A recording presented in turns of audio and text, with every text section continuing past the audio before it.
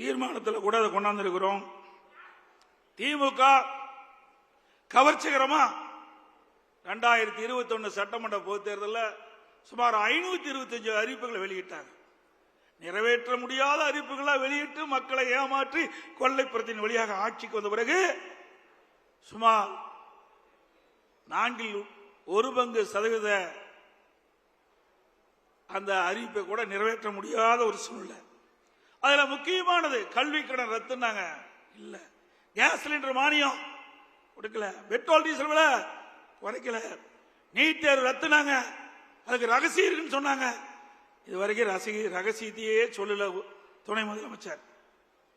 100 நாள் வேலை திட்டம் 150 நாளாக உயர்த்தப்பட்டாங்க, உயர்த்தல, ஏழை மக்களை ஏமாத்திட்டாங்க. அரசு காலி பணியிடங்கள் அரசாங்கத்தில் 3 லட்சம், அரசு சார்ந்த நிறுவனத்தில் 2 லட்சம், மொத்தம் 5 லட்சம் காலி பணியிடங்கள் நிரப்புனாங்க. இது வரைக்கும் நிரப்பல. கடந்த சட்டமன்ற பொதுத் தேர்தலில் வெறும் 50,000 பேர் தான் அரசு ஊழியர்கள் நிரப்பப்பட்டதா அறிவிச்சாங்க.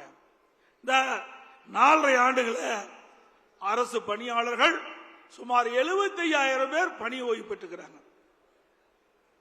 அதோட அதிமுக ஆட்சியில கொண்டு வரப்பட்ட தாலிக்கு தங்க திட்டம் நிறுத்திட்டாங்க. அம்மா மினிக்கிளை கைவிட்டுட்டாங்க. அம்மா இருசக்கர வாகனம் அதையும் கைவிட்டுட்டாங்க. இப்படி மக்களுக்கு நன்மை பயக்கக்கூடிய அதிமுக ஆட்சியில போடப்பட்ட திட்டங்களை எல்லாம் நிறுத்திய அதுதான் திமுக ஆட்சியுடைய சாதனை. அடிக்கடி ஸ்டாலின் சொல்லுவதெல்லாம் நாங்க குடும்ப தலைவிக்கு 1000 ரூபாய் கொடுத்துட்டோம். எப்ப கொடுத்தீங்க? அதிமுக தொடர்ந்து சட்டமன்றத்தில் அழுத்தம் கொடுத்தோம். தேர்தல் நேரத்தில்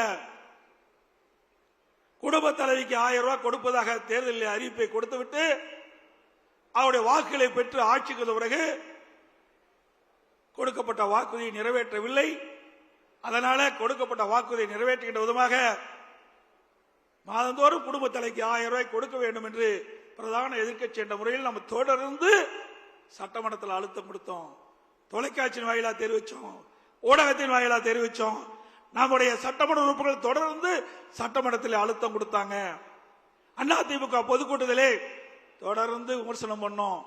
வேறு வழி இல்லாம 28 மாதம் கழிச்சு அதிமுக கொடுக்கப்பட்ட அழுத்தத்தின் காரணமாக தான் மாதந்தோறும் குடும்ப தலைவிக்கு 1000 ரூபாய் கிடைச்சிருக்கு.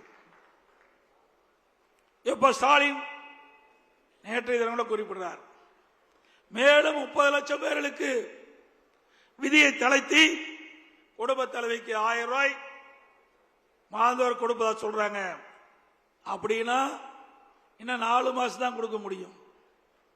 56 மாதம் கொடுக்கல. குடும்ப தலைவருடைய கஷ்டத்தை பார்த்து கொடுக்கல. அடுத்த ஆண்டு நடைபெறுகின்ற பொது தேர்தலை மனதிலே வைத்துக் கொண்டு திரு ஸ்டாலினுடைய அரசாங்கம் விதியை தளர்த்தி 30 லட்சம் பேர்களுக்கு மேலும் மாதந்தோறும் 1000 ரூபாய் குடும்ப தொகை தருவதாக சொல்லியிருக்கிறாங்க. ஆக தேர்தலுக்காகத்தான் கொடுக்கிறாங்க ஒழிய இந்த குடும்ப தலைவி படுகின்ற கஷ்டத்துக்காக கொடுக்கல. நீங்கள் எவ்வளவு பணம் கொடுத்தாலும் மக்கள் வாங்கிக் கொள்வார்கள். ஆனால் ஓட்டு மட்டும் அதிமுக கூட்டணிக்கு தான் போடுவாங்க.